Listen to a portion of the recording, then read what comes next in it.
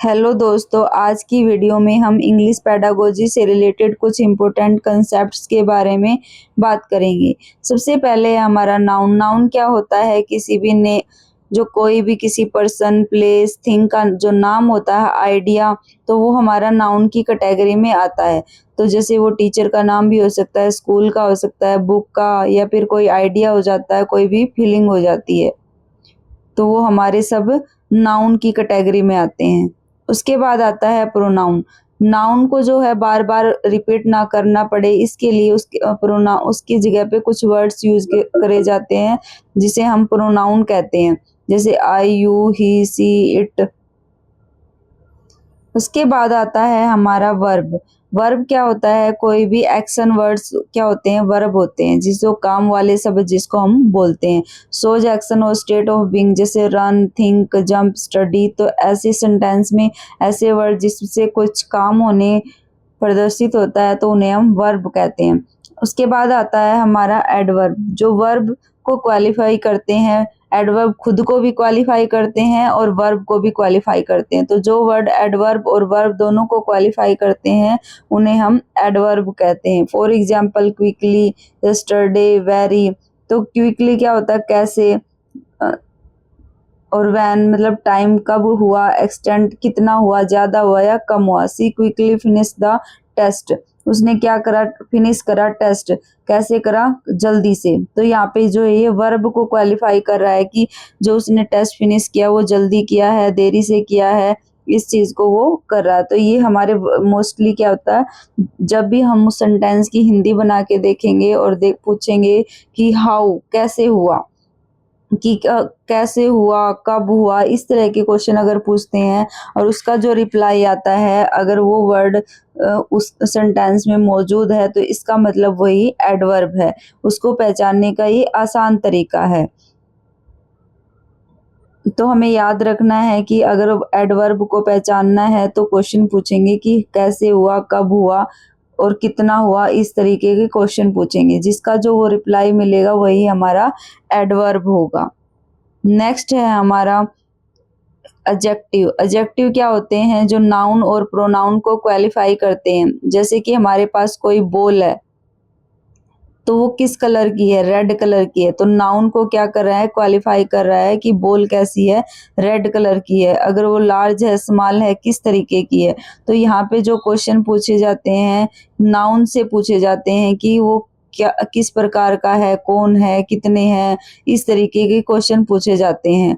तो 3 है, 4 है, फ्यू है। द रेड फ्लावर, फ्लावर तो है लेकिन कैसा है? वो रेड कलर का है। वो नाउन को क्वालिफाई कर रहा है, रेड शब्द।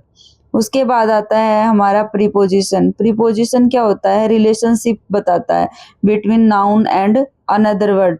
जो सेंटेंस के अंदर नाउन होता है और जो दूसरे वर्ड होते हैं उनको जो कनेक्ट करता है वो हमारा प्रीपोजिशन होता है। जैसे कि ऑन, अंडर। जैसे यहाँ पे एग्जाम्पल दिया हुआ है, the cat is on the table. जो टेबल है हमारा, जो कैट है, इन दोनों के बीच जो रिलेशनशिप दिखा रहा है वो हमारा ऑन है, कि टेबल, जो कैट है वो कहाँ पर है? वो ऑन द टेबल है। तो कैट का ऑन के साथ जो कैट का टेबल के साथ क्या रिलेशन है, वो वर्ड ऑन दिखा रहा है। तो हमें यहाँ पे याद रखना कि on, under, during, after, by, with, ये हमारे प्रीपोजिशन के अंदर आते हैं। ये एग्जाम्पल हमें पता होनी चाहिए। ये अगर हमें इतना भी पता है तो भी हम आसानी से सेंटेंस के अंदर से प्रीपोजिशन को पहचान सकते हैं। नेक्स्ट है हमारा कंजक्शन। कंजक्शन क्या होता है? 2 वर्ड या 2 सेंटेंसेस को जोड़ने के लिए। यहाँ तो क्या होता था प्रीपोजिशन में, तो क्या होता है? रिलेशन बताने के लिए, नाउन का सेंटेंस के अदर वर्ड के साथ क्या रिलेशन है। लेकिन कंजक्शन होते हैं वो जोड़ने का काम करते हैं, जिसे हम हिंदी में संबंधवाचक भी बोलते हैं। जैसे कि and, but, because, if, both, and. She likes apples and orange. यहाँ पे 2 वर्ड्स को, एप्पल और ऑरेंज को जोड़ने के लिए एंड का यूज हुआ है। तो ये हमारे एग्जाम्पल हैं, एंड, बट, बिकॉज, इफ। हमें ये 4-5 तो हमें कम से कम पता ही होना चाहिए कि ये कंजक्शन की कैटेगरी में आते हैं और ये हमारे प्रीपोजिशन की कैटेगरी में आते हैं। लास्ट है हमारा इंटरजेक्शन। जो पार्ट ऑफ स्पीच होते हैं वो हमारे 8 तरह के होते हैं, ये भी हमें पता होना चाहिए क्या पता इस तरह का क्वेश्चन भी सीटेट में पूछ लिया जाए। इंटरजेक्शन में हमें यहाँ जो ये सिंबल दिया होता है एक्सक्लेमेटरी का, इस सिंबल से पहचान हो जाती है। तो इसमें कैसा एक्सप्रेस स्ट्रॉन्ग इमोशन और सडन इमोशन हमारा मेल होता है कि सडन अचानक से जो वर्ड हमारे मुंह से निकलते हैं वो हमारे इंटरजेक्शन होते हैं, जैसे वाह, ओ, हे, यस, आउच, नो। तो एकदम से जो सडन एक्सप्रेशन होता है वो हमारा इंटरजेक्शन के अंदर आता है। इस तरीके से हमें इन सभी पार्ट ऑफ स्पीच के कुछ 4-5 वर्ड्स को याद रखना है ताकि जो सेंटेंस आए उसमें हम आसानी से प्रत्येक पार्ट ऑफ स्पीच को पहचान पाए। नेक्स्ट है हमारा फिगर ऑफ स्पीच। इसके बारे में भी हमारे सीटेट जो इंग्लिश के PYQ हमने डिस्कस किए थे उसमें पूछा गया था। पहला है हमारा एलिट्रेशन, जिसे हम अनुप्रास भी कहते हैं। अनुप्रास में क्या होगा, एक वर्ड बार बार रिपीट होगा। जैसे कि एग्जाम्पल के रूप में देख सकते हैं हम पीटर, पाइपर, पिग्ड। जो फर्स्ट लेटर है वो पी।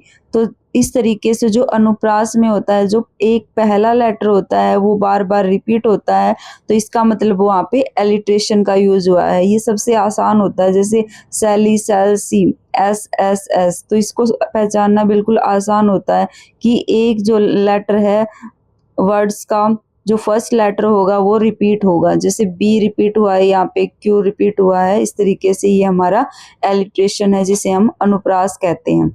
नेक्स्ट है हमारा सिमिली, जिसे हम हिंदी में उपमा कहते हैं। उपमा में क्या होगा, कंपैरिजन होता है। कंपैरिजन में कौन से वर्ड यूज होते हैं, लाइक और एज। तो हमें जहाँ पे भी सेंटेंस में लाइक और एज जैसे वर्ड दिखे तो हमें कुछ नहीं सोचना, सीधा सिमिली पे हमें करेक्ट सिमिली वाले ऑप्शन को करेक्ट कर देना। एज फास्ट एज, उतना तेज की जितना चीता है, तो उसका जो भागने का जो कंपैरिजन है किसके साथ हुआ, चीते के साथ। क्वाइट लाइक ए माउस, इतना शांत की जैसे कि चूहा। इतना ब्रेव की, इतना बहादुर की जैसे कि शेर। तो कंपैरिजन हो रखा है किसी और की क्वालिटी के साथ। मेटाफर क्या होता है हमारा, मेटाफर होता है रूपक। रूपक अलंकार में क्या होता है कि इसमें तो क्या है, सिमिली में तो लाइक एंड एज कंपैरिजन होगा। जैसे हम ये बोल देते हैं कि कमल जैसी नयन, कमल जैसी आंखें। और यहाँ पे अगर हम जैसी शब्द हुआ तो इसका मतलब सिमिली है। अगर हमने बोल दिया कमल ही आंखें हैं, जो कमल है वो आंखें क्या है, कमल है।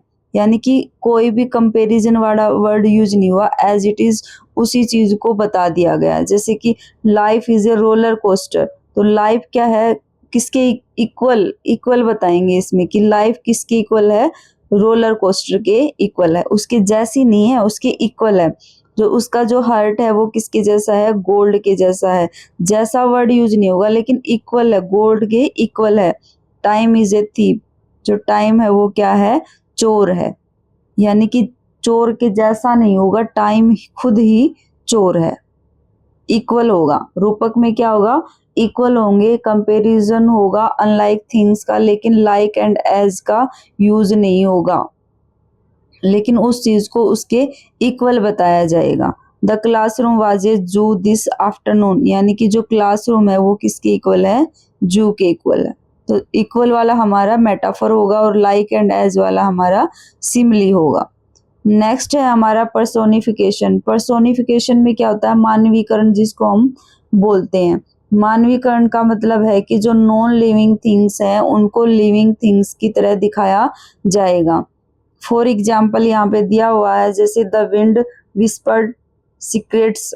जो विंड होती है वो तो कोई सीक्रेट्स को फैला नहीं सकती, लेकिन जो मनुष्य होता है वो फैलाता है। तो विंड को किसके साथ, मनुष्य के साथ कंपेयर कर दिया गया है, इसीलिए यहाँ पे जो विंड, जो पर्सोनिफिकेशन फिगर ऑफ स्पीच का यूज हुआ है। टाइम फ्लाइज, टाइम तो कभी दौड़ता नहीं है, मनुष्य दौड़ता है। तो जो चीजें मनुष्य करता है और वो नॉन लिविंग थिंग्स के साथ जोड़ दी जाए तो इसका मतलब वहाँ पे पर्सोनिफिकेशन, मानवीकरण का यूज हुआ है। The alarm clock scream, alarm clock तो चिल्लाता नहीं, तो यानी कि नॉन लिविंग थिंग्स हैं और जो ह्यूमन एक्टिविटी है उसके साथ उसको जोड़ दिया जाए तो इसका मतलब वहाँ पे मानवीकरण हुआ है, पर्सोनिफिकेशन हुआ है। द स्टार डांस, स्टार तो डांस करते नहीं है, ह्यूमन करता है, तो यहाँ पे पर्सोनिफिकेशन फिगर ऑफ स्पीच का यूज हुआ है।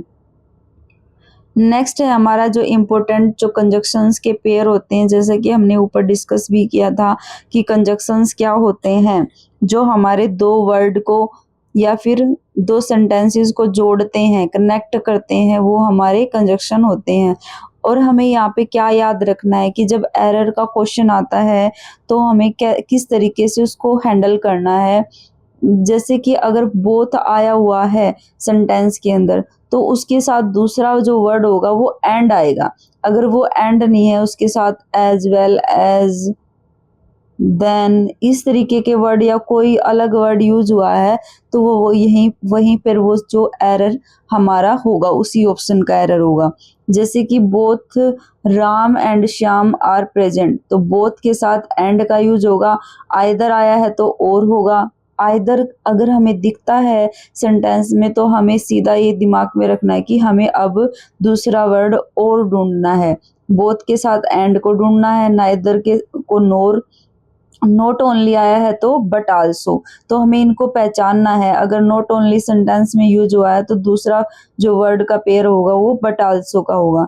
नो सूनर के साथ हमारा देन का यूज होता है। हार्डली के साथ वहन, वैन, स्केशली के साथ भी वैन का यूज होता है, तो इन दोनों में से कोई भी होगा। सो के साथ दैट का यूज होगा, सच के साथ भी दैट का होगा, टू के साथ टू, वो इतना कमजोर है कि वो चल भी नहीं सकता। अगर हमें इनका मीनिंग, सेंटेंस का मीनिंग भी नहीं निकाल पा रहे हैं, उसको ट्रांसलेट नहीं कर पा रहे हैं, तो हमें एक वर्ड तो पहचानना आना ही चाहिए। अगर हमें इन पेयर्स के बारे में पता है तो हम आसानी से एरर ढूंढ सकते हैं। तो हमें ये पेयर्स है जो 10 पेयर हैं, ये मोस्ट इम्पोर्टेंट पेयर्स हैं, इनको हमें याद रखना है। और सेंटेंस में अगर इन पेयर का, इनमें से किसी भी एक वर्ड का जिक्र हो रखा है तो उसके साथ वाला दूसरा हमें ढूंढना है। अगर जहाँ पे वो नहीं है उसकी जगह पर कोई और वर्ड यूज हुआ है तो एरर उसी ऑप्शन में होगा। नेक्स्ट है हमारा लिंग्विस्टिक एनालिसिस। तो ये भी हमारा जो ग्रामर में जो इंग्लिश की पेडागोजी में है, ये वर्ड्स भी बार बार आते हैं। इनके जो मीनिंग है हमें याद रखने हैं। सबसे पहला है हमारा फोनिम। फोनिम का को हम फोन के साथ कनेक्ट करके याद रखेंगे कि जैसे हम फोन पे बात करते हैं तो हम उस इंसान को देख नहीं सकते, उसकी साउंड को सुनते हैं, तो ये साउंड से रिलेटेड होता है जो फोनिम वर्ड। जो साउंड की ऐसी स्मॉलेस्ट यूनिट जिसको और अधिक डिवाइड हम नहीं कर सकते, उसे हम फोनिम कहते हैं। इसमें एग्जाम्पल के लिए जैसे प, ब, ट, आ, तो इस तरीके के जो ये वर्ड होते हैं वो फोनिम होते हैं, क्योंकि इनको और अधिक हम इनका डिवीजन नहीं कर सकते। For example the pat and the bat are distinct, तो अ की जो आवाज आई है यहाँ पे, वो हमारा यहाँ पे फोनिम है।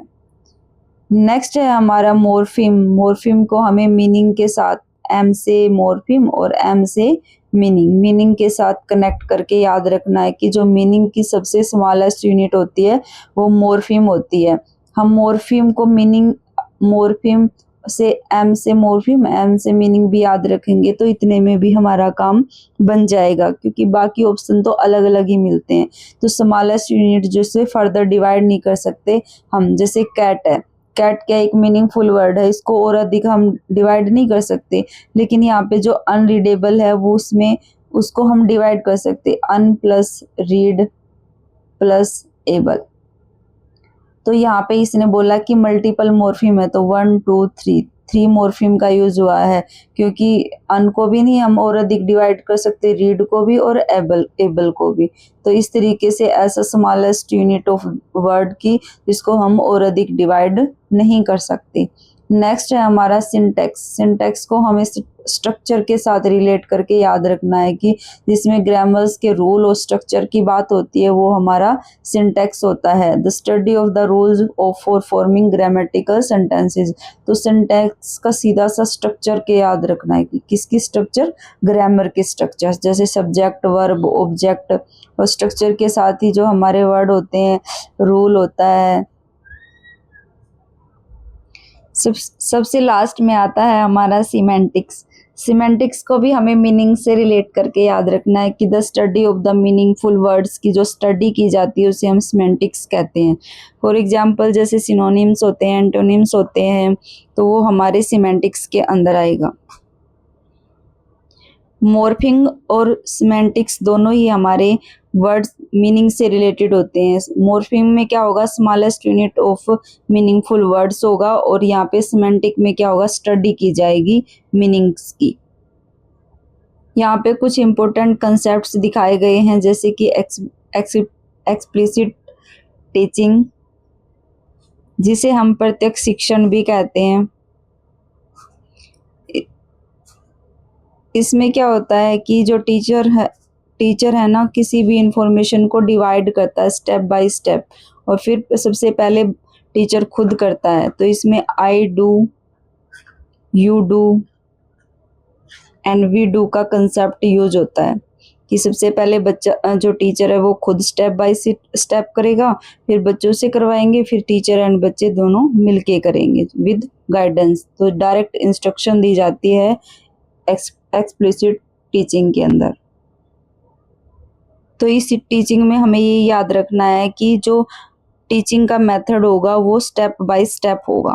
नेक्स्ट है हमारा कंसेप्चुअल अंडरस्टैंडिंग, जिसे हम संकल्पनात्मक समझ भी कहते हैं। इसमें बच्चा हाउ, वाई जैसे क्वेश्चंस पुट अप करेगा और उनका जो है आंसर एक्सप्लोर करेगा, उनको क्वेश्चंस को एक्सप्लोर करेगा। तो वो होगी हमारी कंसेप्चुअल अंडरस्टैंडिंग। नेक्स्ट है हमारा एक्शन रिसर्च, जिसे हम क्रियात्मक अनुसंधान भी कहते हैं, हिंदी में क्रियात्मक अनुसंधान। और ये क्लास बेस्ड रिसर्च होती है। इसमें क्या होता है कि कोई भी टीचर के सामने प्रॉब्लम होती है, ये सारी टीचिंग से रिलेटेड एजुकेशनल रिसर्च हैं। तो जिसमें क्या होता है कि टीचर के सामने एक्शन रिसर्च में कि टीचर के सामने कोई प्रॉब्लम आती है तो उसका जो इमीडिएट सॉल्यूशन टीचर द्वारा निकाला जाता है और उसको अप्लाई किया जाता है, तो उसको हम एक्शन रिसर्च बोलते हैं।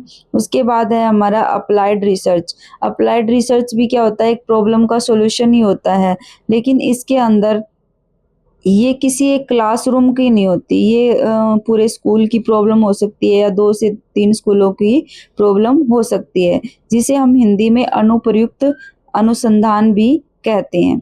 तो हमें इन चारों जो कंसेप्ट के बारे में अच्छे से पता होना चाहिए, क्योंकि ये बार बार हमारे ऑप्शंस में आते हैं। अगर हमें इनका मीनिंग पता होता है तो हम आसानी से इनको सिलेक्ट या रिजेक्ट कर सकते हैं, अगर हमें इनके बारे में पता है तो। दोबारा से मैं एक बार रिपीट कर देती हूँ कि जैसे कि एक्सप्लिसिट टीचिंग में क्या होगा, स्टेप बाय स्टेप टीचर सिखाएगा, फिर पहले टीचर खुद करेगा, फिर बच्चे करेंगे और फिर सब मिलकर करेंगे। I do, you do, we do का कंसेप्ट इसके अंदर होता है और स्टेप बाय स्टेप प्रॉब्लम को सोल्व किया जाता है। ये डायरेक्ट इंस्ट्रक्शन होती है इसके अंदर। दूसरा है हमारा कंसेप्चुअल अंडरस्टैंडिंग, जिसे संकल्पनात्मक समझ भी कहते हैं। इसमें क्या है, बच्चा हाउ एंड वाई जैसे क्वेश्चन पुट अप करेगा और उनके एक्सप्लोर करेगा उनको कंसेप्ट्स को। एक्सप्लेनिंग वाई ये concept work, how the light bulb works कैसे काम करता है। तो हाउ वाई जैसे क्वेश्चन, रीजनेबल क्वेश्चन पूछेगा और उनको एक्सप्लोर करेगा। फैक्ट्स को, जस्ट फैक्ट्स को ग्रेस्प नहीं करेगा, रट्टाफिकेशन नहीं करेगा। तीसरा था हमने एक्शन रिसर्च के बारे में समझा कि ये क्लासरूम टीचर लेड रिसर्च होती है इमीडिएट इम्प्रूवमेंट के लिए। तो एक वर्ड है इसके साथ इमीडिएट, मतलब इमीडिएट जो एक्शन लिया जाता है वो एक्शन रिसर्च होता है और ये विद इन ए क्लासरूम होता है। हमें ये याद रखना है कि क्लासरूम होता है। और जो अप्लाइड रिसर्च होता है जिसे अनुप्रयुक्त अनुसंधान भी कहते हैं, स्पेसिफिक रियल वर्ल्ड प्रॉब्लम निकाली जाती है और ये investigating a new teaching method with multi class data, यानी कि एक से ज़्यादा क्लासेस का डाटा हो सकता है, एक स्कूल या एक से ज़्यादा स्कूल का डाटा हो सकता है। तो ये एक वाइड अप्रोच है और वाइड अप्रोच होती है अप्लाइड रिसर्च। इसके साथ ही एक हमारा होता है कंसेप्ट मैपिंग का। कंसेप्ट मैपिंग में क्या करते हैं कि कोई भी एक कंसेप्ट दिया जाता है और टीचर और जो बच्चा होता है उससे रिलेटेड ये भी एक टीचिंग का मेथड होता है कि कंसेप्ट दे दिया जाएगा और बच्चा उससे रिलेटेड वर्ड्स बताएगा। जैसे मान लिया स्कूल दे दिया तो स्कूल से related library, classroom, washroom, computer room, इस तरीके से वो से रिलेटेड वर्ड्स लिखेगा। इसे हम कंसेप्ट मैपिंग कहते हैं। नेक्स्ट है हमारा educational communication and design principles. यहाँ पे बिक्स और जो कैल्प है, जो हमारे मोस्ट इम्पोर्टेंट कंसेप्ट हैं दोनों के दोनों, इनके बारे में मोस्टली हर बार ही सीटेट में पूछा जाता है। सबसे पहले तो हमें ये पता होना चाहिए कि ये दोनों कंसेप्ट जिम क्यूमिन्स ने दिया। पहले की वीडियो में भी मैंने इनके बारे में डिस्कस किया है। आप चैनल पर जाकर प्लेलिस्ट में ये इससे रिलेटेड जो इंग्लिश लैंग्वेज पेडागोजी से रिलेटेड वीडियो आप देख सकते हैं। उसमें सारे इंपॉर्टेंट कंसेप्ट मैंने डिस्कस किए हुए हैं। बाकी जो बचे हुए तो आज मैंने आज की वीडियो में फिर से उनको एक दो को जो मोस्ट इम्पोर्टेंट है फिर से इंक्लूड किया है। जैसे कि बिक्स है, बिक्स इसकी जो मेन फुल फॉर्म क्या होती है, बेसिक इंटरपर्सनल कम्युनिकेशन स्किल। इसमें क्या होता है कि जो डे टू डे की जो लैंग्वेज होती है वो वाली होती है। ज़्यादातर क्वेश्चन किस तरीके से आते हैं कि 3 से 4 तरह की कम्युनिकेशन दे दी जाती है और हमें ये पहचानना होता है कि कौन सी इनमें से बिक्स है या कैल्प है। तो जिसमें इनफॉर्मल कन्वर्सेशन होती है, डे टू डे की कन्वर्सेशन होती है। मान लिया कि टीचर ने कोई प्लेग्राउंड का सिचुएशन दे दी तो बच्चे उसके बारे में कम्युनिकेट करेंगे, तो वो क्या करेंगे, इनफॉर्मल लैंग्वेज का यूज करेंगे। तो इस तरह की जो सिचुएशन होती है वो सब बिक्स के अंदर आती है। लेकिन कैल्प के अंदर क्या होती है, फॉर्मल जो लैंग्वेज यूज की जाती है। या मान लिया कि बच्चे को किसी सब्जेक्ट टॉपिक के ऊपर ऐसे लिखने के लिए दे दिया जाता है, तो वो कैल्प का यूज करेगा, फॉर्मल लैंग्वेज का यूज करेगा। एग्जाम्पल के लिए chatting with a friend about their weekend plan और टीवी शो, इस तरह की जो डे टू डे की कन्वर्सेशन होती है या इनफॉर्मल कम्युनिकेशन होती है, उसमें हम बिक्स का यूज करेंगे। और जो कैल्प होती है वो होती है कोग्निटिव एकेडमिक लैंग्वेज प्रोफिशिएंसी। इनकी जो फुल फॉर्म है वो भी हमें पता होनी चाहिए, क्या पता फुल फॉर्म के बारे में भी क्वेश्चन आ जाए। Language skills needed for abstract academic learning, writing. तो यहाँ पे देखो राइटिंग के लिए टेक्स्ट बुक लैंग्वेज, तो इस तरह की जो कॉन्टेक्चुअलाइज्ड, यानी कि जो कॉन्टेक्स्ट से अलग हो। कॉन्टेक्स्ट में तो हमारा एनवायरनमेंट आ जाएगा, डे टू डे का जो काम होते हैं, फंक्शंस होते हैं वो आ जाएंगे। इसीलिए जो टेक्स्ट बुक की लैंग्वेज जहाँ पे यूज की जाती है वो हमारी कैल्प होती है। अगर मान लिया किसी की राइटिंग के बारे में रिव्यू देना है या फिर हमें किसी टॉपिक पे राइट करना है, लिखना है, तो या कोई रीड कर रहे हैं हम किसी बुक से कुछ टॉपिक, तो वो हमारे कैल्प के अंदर आ जाएंगे क्योंकि उसमें फॉर्मल लैंग्वेज का यूज हो रहा है। एग्जाम्पल है यहाँ पे, एनालाइजिंग अ हिस्टोरिकल टेक्स्ट और writing a lab report with technical terms. तो जहाँ पे टेक्निकल टर्म्स, यहाँ पे दोनों के दोनों एग्जाम्पल हम याद कर सकते हैं। और जब भी हमारा कोई क्वेश्चन अगर मान लिया सीटेट में आया है तो हम इन दोनों एग्जाम्पल्स को वहाँ पे रिलेट करके निकाल सकते हैं कि उस वहाँ पे बिक्स की बात हुई है या कैल्प की बात हुई है। नेक्स्ट है हमारा बाला। बाला क्या होता है, बिल्डिंग एज लर्निंग एड। तो बिल्डिंग को as a learning aid use किया जाता है। तो जैसे कि कई बार ये क्वेश्चन पूछा जाता है कि इनमें से क्या टीचिंग में इफेक्टिव होता है। बाकी में दे दिया कि बच्चे को चित्र दिखा दिया, सरल भाषा का प्रयोग हो गया, या फिर बाला का। बाला के अंदर सब आ जाएगा कि सरल लैंग्वेज भी होगी, बच्चे को जो है जो ऑब्जर्व करेगा बिल्डिंग का जो मटेरियल है वो सब। तो बाला हमारा बहुत सारे जो एस्पेक्ट हैं उनको अपने आप इंक्लूड कर लेता है। तो using the physical environment and infrastructure of A school, school का जो एनवायरनमेंट है, इंफ्रास्ट्रक्चर है, उसको एजुकेशनल सपोर्ट के लिए यूज करना हमारा बाला होता है। यानी कि जो बिल्डिंग होती है उसको हम as a learning aid use कर रहे हैं। Science class uses the school solar panel installation to understand energy data collection. यहाँ पे अगर स्कूल बच्चों को एनर्जी डाटा कलेक्शन के बारे में समझाना है तो स्कूल में लगे सोलर पैनल को हम जो टीचर है वो यूज करता है बच्चों को समझाने के लिए। तो वहाँ पे बिल्डिंग के जो मटेरियल होता है उसको ही हम as a learning aid use करते हैं। CLT हमारा जो है लैंग्वेज टीचिंग का एक मेथड होता है, इसके बारे में भी पूछा जाता है। पहले की वीडियो में मैंने सारे जो लैंग्वेज के टीचिंग के मेथड होते हैं, लैंग्वेज टीचिंग के मेथड, उनके बारे में डिस्कस किया हुआ है। आप डिटेल में जाकर वो वीडियो जरूर देखें, आपको सीटेट में काफ़ी मदद मिलेगी। सबसे जो बार बार रिपीट किया जाता है वो है हमारा कम्युनिकेटिव लैंग्वेज टीचिंग, जिसमें बच्चे को रियल लाइफ की सिचुएशन दी जाती है। रियल वर्ड, जब कम्युनिकेटिव लैंग्वेज टीचिंग की बात आती है तो हमें एक वर्ड ढूंढना है, रियल वर्ड। बच्चा क्या है, रियल वर्ड की जो सिचुएशन दी जाएगी और उसके ऊपर क्या करेगा, कम्युनिकेशन करेगा, डिस्कशन करेगा क्लासरूम के अंदर। एक हमारा ऑडियो विजुअल मेथड होता है, जिसमें हमें ड्रिल एंड प्रैक्टिस वर्ड को ढूंढना है कि बार बार बच्चे को क्या है, वो भाषा सुनाई जाती है और बार बार उसकी प्रैक्टिस करवाई जाती है। इसके अलावा बाकी direct method, grammar translation method, इन सभी टीचिंग मेथड के बारे में मैंने वीडियो में डिस्कस किया हुआ है। आप चैनल पर जाकर वो वीडियो ज़रूर देखें। इस तरीके से यहाँ पर हमने इंग्लिश के जो इम्पोर्टेंट कंसेप्ट्स हैं उनके बारे में पढ़ा, समझा, और अब आपको इन सब के अच्छे से नोट्स बनाने हैं। चैनल पर जो प्लेलिस्ट है उस पे सारी वीडियो देखनी है, क्योंकि सारी जो वीडियो है उसमें टू द पॉइंट मैंने कंटेंट प्रोवाइड करवा रखा है। आपका जो सीटेट है वो आसानी से क्लियर हो जाएगा अगर आप सारी की सारी वीडियो ध्यान से देखते हैं, समझते हैं, उनके नोट्स बनाते हैं और उनका कम से कम पेपर से पहले 2 से 3 बार रिवीजन करते हैं। इसके अलावा मैं बार बार आपको बोल रही हूँ कि हर रोज़ एक प्रैक्टिस सेट ज़रूर करें। आप कोई भी बुक ले सकते हैं, उसे एक प्रैक्टिस सेट ज़रूर करें और विद टाइम लिमिट करें, ताकि जो आपका टाइम है वो इंक्रीज हो, और कम्प्रीहेंशन अनुच्छेद भी ज़रूर करें ताकि आपकी अंडरस्टैंडिंग एंड स्पीड इंक्रीज हो। अगर आपको वीडियो पसंद आई है, कंटेंट पसंद आ रहा है, तो वीडियो को लाइक ज़रूर करें और चैनल को सब्सक्राइब करें। आपका एक सब्सक्रिप्शन मेरे लिए मोटिवेशन का काम करता है, इसलिए आप चैनल को सब्सक्राइब ज़रूर करें। Thank you.